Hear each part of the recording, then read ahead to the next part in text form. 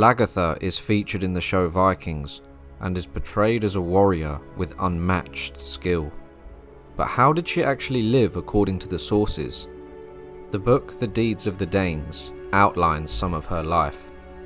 Lagertha was born in a legendary and fabled era, and she would whet her sword with the likes of Ragnar Lothbrok and other celebrated heroes. The tale of Lagertha begins when Fro, the king of Sweden, invaded Norway. In the battle that followed, Sigurd the king would receive an incurable wound and would die a few days afterwards. Ragnar and his family would soon receive a huge disrespect. Fro, the king of Sweden, would put the wives of Sigurd's kinsfolk and friends in a brothel in order to humiliate them, even in death. When Ragnar heard of this, he was outraged, and he went on a quest in order to avenge the death of his relatives and free their still living women, who at this point were still bound to disgrace. King Fro had abused many women's folk, and when Ragnar called his men to war, many women dressed themselves in men's clothing, preferring death over the way they were being treated. Ragnar understood the outrage of many of the women and allowed them to fight, for the author of their pain was also his enemy, and he wouldn't punish the women, but would fight with them for the sake of vengeance. Among one of the women who answered Ragnar's call to war was Lagertha, who was described as a skilled Amazon. To put this into perspective, in Greek mythology, Amazons were a group of female warriors and hunters who beat men in physical agility, strength, archery, riding skills, and the arts of combat. Lagertha, who although was a maiden, had the courage of a man, and when the time came for battle against King Fro, she fought in the front line amongst the bravest, with her hair loose over her shoulders. The whole army would marvel at her matchless deeds, for her locks flying down her back betrayed that she was a woman. Once the battle was over, and Ragnar had avenged his family, he asked many questions to his fellow soldiers concerning the maiden who he had seen fighting in the front lines. He declared that the victory was gained by her might. He learned that she was a woman of noble birth among the barbarians, and tried to woo her by means of messengers. Lagertha would pretend she was interested in Ragnar, but she would also put a dog and a bear to guard her house, in order for her would-be lover to not have easy access to her. Ragnar would embark across the sea, until finally he reached the valley in which Lagertha resided.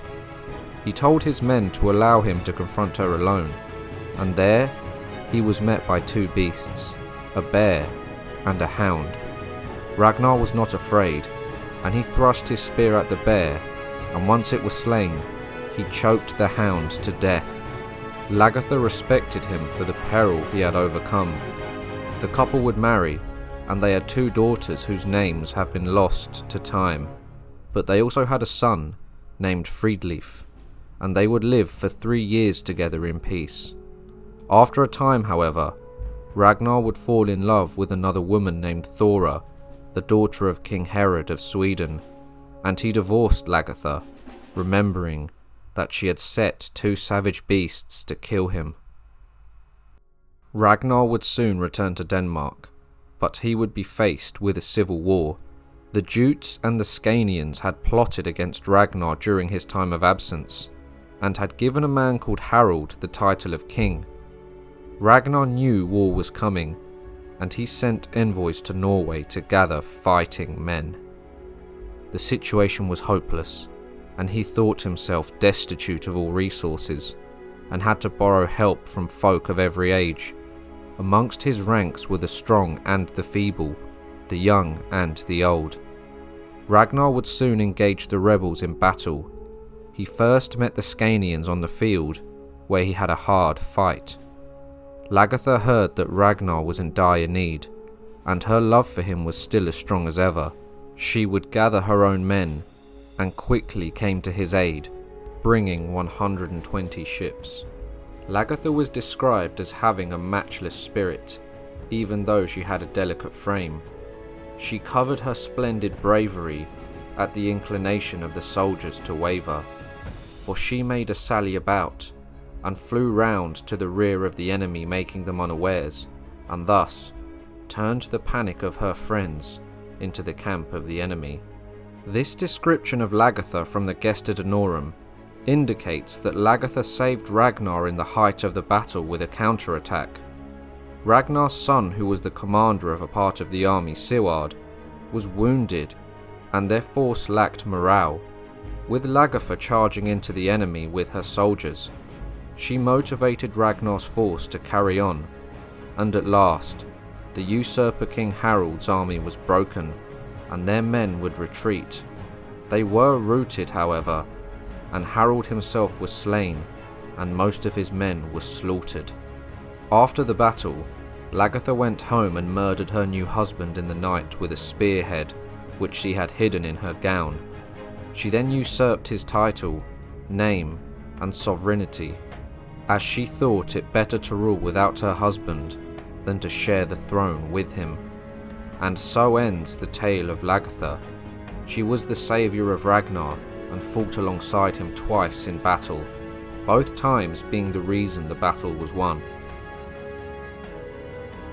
The show Vikings portrays Lagertha as a Shieldmaiden, which is accurate, but in the show, she is in countless battles and has a son called Bjorn, when according to the sources, Ragnar and Lagertha's son was called Friedleif.